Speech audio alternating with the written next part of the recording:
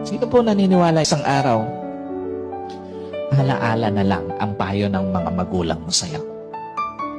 At sino po naniniwala, isang araw, yung nanay na kasama mo ngayon, maaaring katabi mo ngayon, yung tatay na kasama mo ngayon, isang araw, aalalahanin mo na lang din.